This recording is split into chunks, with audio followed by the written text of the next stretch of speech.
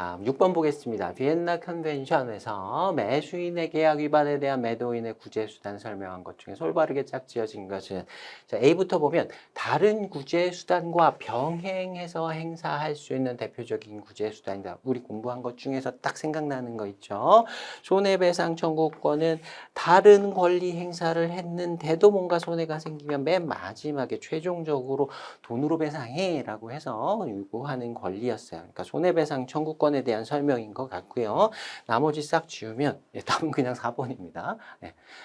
시간을 좀 써라라고 이렇게 굉장히 심혈을 기울여서 표 만드시고 문제를 만드셨는데 답은 그냥 나와요. 자, 계속 보겠습니다. 확인해 보겠습니다. 자, B에 보면 의무 불이행이 근본적 계약 위반, 우리는 본질적 계약 위반이라는 표현이 더 익숙하지요. fundamental breach 요거를 fundamental을 본질적으로 번역했느냐 아니면 근본적으로 번역했느냐 요 차이라고 보시면 되겠습니다. 자, 의무 불이행이 본질적 계약 위반에 해당하거나 또는 추가 기간 내에 매수인이 의무를 이행하지 않을 때 추가 기간 설정해 줬는데 그 기간 내에 특정한 의무를 이행하지 않는 경우, 특히 매수인의 경우에는 물품 인도 수령을 하지 않는다거나 대금 지급을 하지 않는다거나 매도인의 경우에는 물품을 인도하지 않는 경우에 계약 해제권을 행사할 수 있다. 자, 기본적으로는 본질적 계약 위반인가 요거 먼저 따지는 게 더 확률적으로 더 많이 언급되는 내용이었고요. 자, 그다음에 C 보면 매수인이 매도인의 요청을 받은 후 상당 기간 내에 해당 명세를 확정하지 않으면 매도인은 매수인의 요구사항을 참작해 스스로 물품의 명세를 확정할 수 있다. 이건 매도인의 물품 명세 확정권에 관련된 얘기 맞고요. 나머지들은 B하고 C는 확인만 해보는 정도로 시험 보실 때는 이렇게 답 하나 딱 나오면 그냥 시간 절약하기 위해서 넘어가셔도 괜찮습니다. 자, 답은 4번이었어요. 다음 7번 보겠습니다. 다음 중 무역계약의 조건에 관한 설명으로 잘못된 것을 물었어요. 자, 1번. 견본 매매를 할 때 샘플로 품질을 결정하기로 했을 때 매도인 측면에서 수출자 입장에서는 as for 여러 가지 표현들이 있었는데 exactly same as the sample 이런 표현 쓰면 좀 매도인한테 불리하다. 그러니까 대략 샘플과 비슷하다는 표현으로 이것도 암기가 필요한 내용이었죠. 헷갈리시는 분들 다시 한번 기본서에서 확인해 보시고요. 이런 게 수출자 입장에서 매도인 입장에서는 유리하다.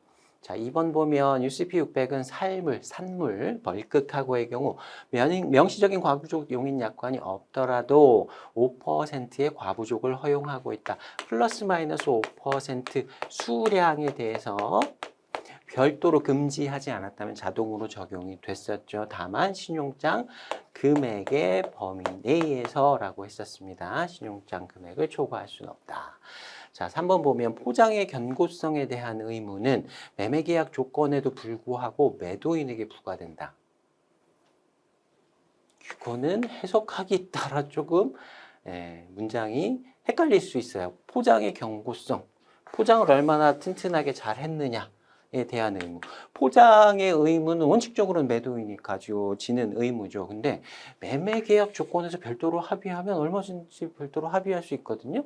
매매계약 조건이 뭔지 정확하게 안 주고 그냥 매도인이 무조건 책임진다. 튼튼하게 해야 된다. 일반적으로 포장에 대해서는 얼마나 튼튼하게 해야 된다. 이렇게 구체적으로 안 하고요. 우리 시험에서 특히 많이 보는데 그냥 스탠다드 익스포트 패키징 뭐 이런 식으로 그냥 간단하게만 표현해요. 그래서 이거는 매매계약의 조건을 어느 정도로 구체적으로 합의했는지 여부에 따라서 케바케로 계약마다 조금 달라질 수 있는 여진이 있어요. 이 짧은 문장만 가지고는 앞뒤 다 잘라버리고 앞뒤 상황을 모르는 상황에서는 이게 맞다 틀리다 얘기하기 조금 어렵습니다. 자, 4번 보면 UCP 600은 선적일을 실제 선적일이 아닌 서류 발행일을 기준으로 한다? 실제 선적일에 대한 부기가 없다면 서류 발행일을 선적일로 간주한다라고는 하죠. 그런데 항상 서류 발행일을 기준으로 하는 건 아니었어요. 부기가 있으면 부기가 우선됐었죠. 그러니까 4번이 틀렸고요. 3번에서 고민했던 건 그냥 그런가 보다 하고 넘어가겠습니다. 4번이 여기서 요구하는 오답이었어요. 답은 4번이었습니다. 자, 다음 8번 보겠습니다. 무역계약의 본질과 특성에 관한 설명으로 잘못 된 것을 물었습니다. 자, 1번에 무역계약의 특수성은 당사자 간 주계약인 매매계약을 이행하기 위해 주계약은 메인계약이라는 얘기고요. 자, 매도인하고 매수인하고 A라는 물건 사고 팔기로 했어요. 그 매매계약, 그게 메인계약이 되는 거고요. 그 계약을 이행하기 위해서 운송계약 체결해야 될 거 아니에요. 수출국에서 수입국까지 물품 운송해야 되니까 운송인 찾아가서 운송계약 체결해야 될 거고요. 보험 누가 부보해야 될 거냐, 그거 매매계약에서 합의한 내용이 있으면 보험회사 찾아가서 또 보험계약 체결해야 되고요. 그다음에 신용장으로 돈 주기로 한다 등등 돈 주기로 하는 계약에 대한 별도의 약정이 있다고 하면 은행 찾아가서 뭔가 계약 체결하고 하는 것들이 있어야 됩니다. 그러니까 주계약인 매매계약을 실제로 이행하기 위해서는 여러 다른 계약들, 이거 여기서는 종속계약이라고 했어요. 뒤따르는 계약, 메인계약을 이행하기 위한 부수적인 계약들이 뒤따른다. 그걸 무역계약의 특수성이다라고 얘기할 수 있습니다. 자, 근데 문장 요거 하나만 읽고 무역계약의 특수성은 주계약과 종속계약이 있어. 그게 무역계약의 특수성이야. 그렇게만 얘기할 수는 사실은 없고요. 이 문장을 그렇게 오해하시면 안 됩니다. 무역계약의 특수성에는 굉장히 여러 가지 것들이 있는데 그 중에 하나가 이런 것이 있다라는 거예요. 그런 정도로 이해하시면 되고요. 자, 2번 보겠습니다. 무역계약의 해석은 강행규정이 있으면 강행규정은 항상 가장 먼저 적용이 됐었습니다. 자, 그 다음에 당사자 간의 합의가 따를 텐데 여기서는 명시조건인 계약조건 중에서 당사자들이 하나하나 문구 써서 합의한 그 계약의 내용을 얘기하는 거예요. 그러니까 합의, 그 다음이 우선 순위가 되는 거고, 그 다음에 묵시조건인 관습법, CISG 등 준거법 순서로 적용된다. 이런 계약 조건을 보충하기 위한 관습법도 있고 CISG와 같은 국제협약 같은 것들도 이용이 될 수 있을 텐데 순서는 관습법과 CISG 이렇게 간다? 아니, 협약이 먼저일 수 있지 않나? 이렇게 생각해 보실 수 있을 것 같아요. 근데 이 문장 안에서는 자세하게 설명은 안 돼 있지만 여기서 묵시 조건인 관습법이라는 건 인코텀스 조건 같은 것들을 의미하는 것 같아요. 인코텀스 조건 하나를 합의한다고 하면 그게 CISG와 같은 협약의 전체적인 내용보다 우선하는 경우들이 많습니다. 왜냐하면 이것도 일종의 당사자 간의 합의이기 때문에 인코텀스를 적용한다라고 합의하면 그건 아무 의미가 없는 거잖아요. 인코텀스 규칙 중에서 뭐 CIF 부산 이렇게 하기로 한다라고 하면 거기에서 당사자들이 무언가 합의한 내용들이 쭉 드러나는 거죠. 운송계약은 누가 체결하고 위험은 어디서 이전되고 비용은 어디까지 이런 것들이 쭉 달려 나오니까 그런 정도로 봐두시면 되겠습니다. 순서가 다를 수 있을 것 같은데 케이스 바이 케이스로 좀 다를 수는 있어요. 네, 다음 3번 보겠습니다. 매도인은 거래 단계별로 결제에서는 베네피셔리 수익자, 결제 쪽에서 신용장 거래를 하는 경우에는 매도인은 수익자가 된다라는 의미인 것 같아요. 항상 수익자라고 부르는 건 아니고 신용장인 경우에. 자, 그 다음에 드라워, 발행인, 환어음 관계에서는 환어음은 매도인이 발행하니까 발행인이 되고요. 운송에서는 컨사인이 빨리 읽으면 안 돼요. 꼼꼼하게 읽어야 됩니다. 치사하게 이렇게 넣어놨어요. 컨사이너라고 해야 되죠. 송하인. 이 되는 거고 컨사이니는 주로 이제 매수인이 되겠죠. 그다음에 쉽어너, 화주 등의 명칭으로 부른다. 쉽어너, 쉬퍼를 화주라고 번역하기도 하고요. 쉽어너라고 하기도 합니다. 근데 쉽어너가 됐든 쉬퍼가 됐든 화주라는 표현은 매도인을 얘기할 때도 있고 매수인을 얘기할 때도 있어요. 수출국에서는 이 물건 화주가 누구야? 그럼 수출자 얘기하는 거고요. 수입국에서는 이거 화주가 누구야? 그럼 수입자 얘기하는 겁니다. 이거는 상황마다 달라질 수 있어요. 주로 수출국에서는 매도인, 수입국에서는 매수인을 얘기하는데 전체적인 흐름으로 봤을 때 요거까지는 그냥 맞다고 봐야 될 것 같아요. 어쨌든 컨사이니는 아니었어요. 다음에 4번 보면 무역계약은 국제물품 매매계약을 말하는 것이다. 무역계약의 종류 중에 하나죠. 주로 물품 매매 계약을 의미한다. 근데 둘이 완전히 1대1로 대응하는 건 사실 아니었어요. 무역계약에 광의의 계약에는 서비스 계약 같은 것들도 들어가긴 하거든요. 주로 이렇게 얘기한다라는 정도 의미로 봐야 될 것 같아요. 국내 계약과는 다르게 양 당사자가 서로 다른 국가에 위치해야 한다. 그리고 법역이라고 되어 있는데 법적인 영역을 얘기하는 겁니다. 국가가 다르면 법체계도 다르니까 나라도 다르고 법체계도 다르다라는 의미예요. 그중에서 주로 무역계약이라는 건 물품을 매매하는 국제 물품 매매 계약을 의미한다라는 정도로 보겠습니다. 3번에 확 틀린 게 있었으니까 답은 3번으로 하겠습니다. 다음 9번 보겠습니다. 국제물품 매매 계약의 성립 요건으로서 청약과 승낙에 관한 설명 중 올바른 것을 모두 옳은 것을 물었습니다. 자, A부터 보면 계약 성립의 가장 중요한 요소는 계약 당사자 간 의사 표시의 합치이다. 예, 합의가 가장 중요하다. 계약 성립의 과정, 청약과 승낙이 사실 합의를 이끌어내는 과정이다라고 얘기할 수 있겠죠. 그래서 A 맞고요. A 올바른 거 고르라 그랬으니까 A가 안 들어가 있는 거 일단 제외해 보겠습니다. 3번하고 4번 제외했고요.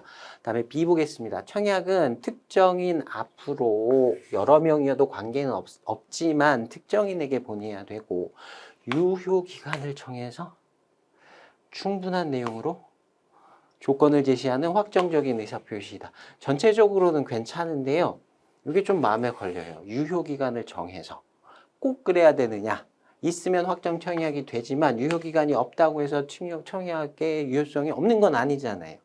그래서 유효기간이 없을 수도 있어요. 그 다음에 충분한 내용은 무슨 말인지 모르겠어요.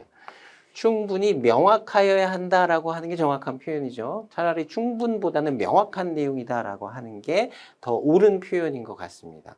그래서 그러면 유효기간을 꼭 정해야 되는 건 아니니까 틀렸다? 그렇게 얘기하기도 조금 애매해요. 문장 자체가 조금 애매합니다. 얘는 일단 중립으로 놓고 넘어가서 다른 거 보고 조합상 답을 찾아보겠습니다. 자, C에 보면 의사표시의 효력 발생 시기에 대해 대부분의 입법 예는 법제와 입법을 하는 예라는 거예요. 국가마다 똑같은 사안에 대해서 법이 조금씩 다르잖아요. 그런 입법 예는 청약은 발신주의, 승낙은 도달주의를 택하고 있다. 자, 이거를 승낙은 발신주의를 택하고 있는 국가들이 꽤 많습니다. 뭐 대륙법계, 뭐 영미법계 나눴을 때 대륙법계는 발신주의를 택하는 국가들이 많아요. 근데 이걸 다 세보고 몇 대 몇 이렇게 해갖고 딱 어디가 더 수가 많다 이렇게 얘기하기 좀 쉽지 않아요. 그건. 자, 근데 오답은 뭐냐면 청약은 발신주의다라는 건 틀렸어요. 자, 청약은 계약 체결하자는 의사표시고 승낙이 있어야 계약이 성립되는데 청약의 내용에 동의를 해야 되잖아요. 청약을 받아봐야 승낙을 할 수 있는 거예요. 그래서 어떤 국가도 모두 다 청약은 도달주의입니다.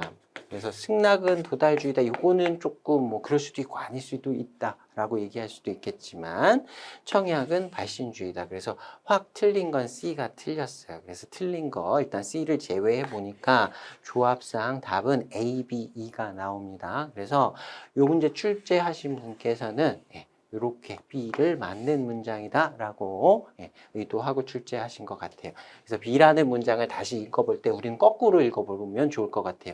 유효기간을 정해서 충분히 명확한 내용으로 특정인한테 확정적인 의사표시를 했다면 그게 청약이다. 모든 청약이 다 이렇다라는 의미로 읽지 마시고 거꾸로 이렇게 해서 의도를 파악해 보겠습니다.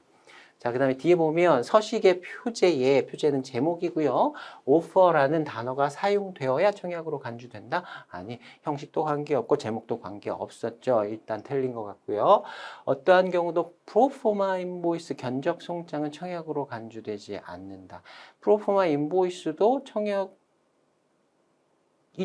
예. 청약이 될 수 있는 거지. 견적서의 역할을 하니까 청약으로 간주되지 않는다. 네, 틀렸습니다.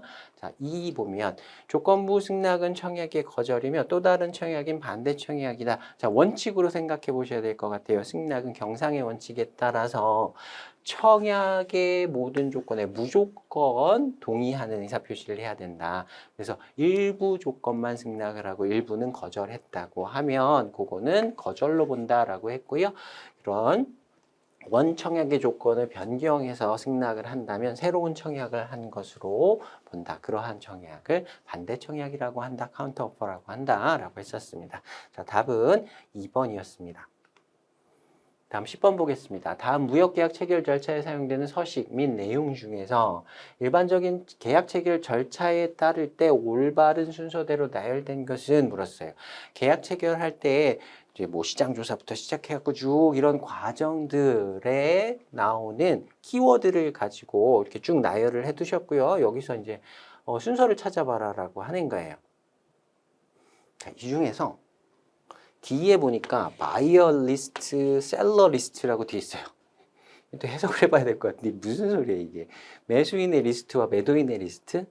요거는 처음에 이제 계약 체결을 하고 싶다, 어디다 물건 팔고 싶다, 사고 싶다 할 때 해당 국가에 있는 상공회의소 같은데 거기 회원 명부가 있을 거 아니에요. 그 중에서 수입하는 수입 회사들의 이름, 그다음에 뭐 내가 수입자인데 물건 사고 싶어요. 그럼 제조자들의 뭐 회사들의 리스트 뭐 이런 것들을 받아가지고 거기다 컨택을 하는 걸로 시작을 하잖아요. 그 의미인 것 같아요. 그 다음에 이 중에서 이제 그 중간에 보니까 좀 헷갈려요. 이래저래 순서 찾기가 조금 헷갈려서 제일 마지막 단계에 뭐가 올까를 한번 생각해 보세요. 잠깐 찾아보시기 바랍니다. 한 5초 정도. 이 중에서는 이게 제일 끝에 올 것 같아요. 매매 계약. 이런 과정을 통해서 매매 계약이 성립한다 라고 봐야 될 거고요. 그래서 C가 마지막에 나와 있는 2번하고 3번의 내용을 볼게요. 2번하고 3번 보니까 이걸로 시작하네요. 매도인 명부, 매수인 명부 요걸 가지고서 뭔가 컨택을 시작한다라는 의미로 보시면 될 것 같고요. 그 다음에 2번에 보니까 circular letter A가 나오네요. 요거는 거래 제의 안내문이라고 번역을 하는데 circular letter는 이렇게 쭉 불특정 다수한테 뿌리는 편지를 얘기하는 겁니다. 우리말로 하면 우리말이 아니라 요새 말로 하면 그냥 스팸 메일 같은 거라고 보시면 돼요. 100개, 200개 뿌려서 우리 회사는 이런 회사고 이렇게 해서 우리랑 혹시 거래 안 해보실래고 쫙 뿌리는 거예요. 그걸 circular letter라고 하는 거고요. 그 다음에 F 한번 볼까요? F는 보니까 inquiry, 물품에 대한 또는 계약 조건에 대한 조회를 하는 거예요. 리스트를 보고 바로 조회를 하는 거는 너무 빠르잖아요. 요거를 한번 거쳐서 가는 게 맞겠다. 그래서 일단 조합상 답은 2번이 되는 것 같고요. 순서 따라서 한번 가보겠습니다. 이렇게 해서 이 명부에다가 거래제의 안내문 서큘라리티를 쭉 뿌려요. 그러면 그 중에서 누가 하나 걸리겠죠? 조회를 관심이 있는데 요건 이 물건은 어떻게 특징이 뭔가요? 가격은 어떻게 되나요? 이렇게 물어볼 거 아니에요? 그러면 비즈니스 프로포저를 한다, 거래 제의를 한다, 뭐 괜찮은 것 같아요. 자, 그 다음에 정식으로 오더를 한다, 청약을 하거나 뭐 주문을 한다. 그 다음에 G가 나오는데 G는 거기에 대해서 승낙을 한다. acknowledgement는 확인이죠. 주문에 대한 확인이니까 승낙으로 보면 되겠고요. 자, 요 순서로 간다. 요거는 절대적인 순서로 이렇게 외우시기보다는 여기에 주어진 것들 중에서 조합으로 맞춰 봤을 때 2번이 순서가 맞다. 이 정도로 활용해 보시면 좋겠습니다.